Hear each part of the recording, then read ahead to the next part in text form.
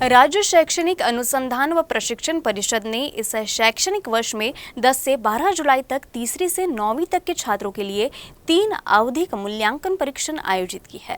सभी सरकारी और स्थानीय निकायों के स्कूलों के साथ साथ निजी सहायता प्राप्त स्कूलों के छात्रों का परीक्षण किया जाएगा। इस परीक्षाओं में प्रथम भाषा, गणित और तृतीय भाषा के विषय शामिल होंगे।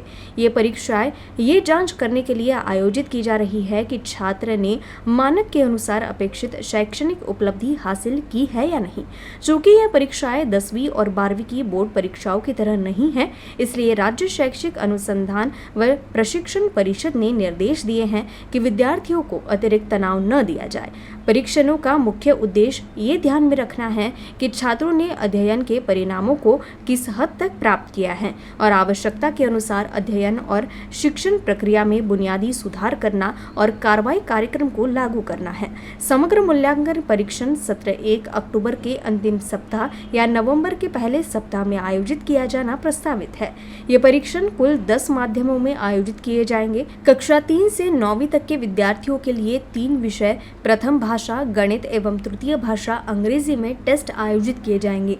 इस संबंध में जिला शिक्षा व प्रशिक्षण संस्थान के प्राचार्य मिलिंद कुबडे ने अधिक जानकारी दी। स्टार प्रकल्पाअंतर्गत राज्य स्तरावरून जे निर्देश प्राप्त झालेले आहेत पॅटच्या संदर्भामध्ये, तर त्याची पायाभूत चाचणी ही शाळा स्तरावर घेण्यात येणार आहे।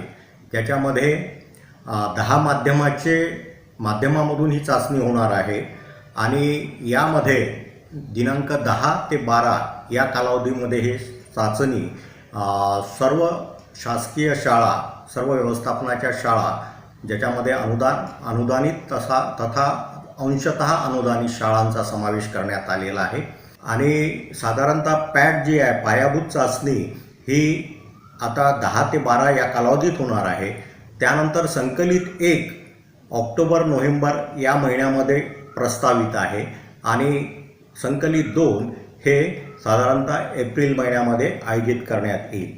एकूणच या चाचण्यांचा मुख्य उद्देश हा आहे की अध्ययन निष्पत्तीवर आधारित प्रश्नांचा सराव विद्यार्थ्यांना व्हावा आणि राष्ट्रीय स्तरावरून किंवा राज्य स्तरावरून जो चाचण्या घेतल्या जातात गुणवत्तेच्या संदर्भात, त्यामध्ये जिल्ह्यांचा जे गुणांकन आहे ते वाढावं, हा सुद्धा त्यामागे उद्देश आहे।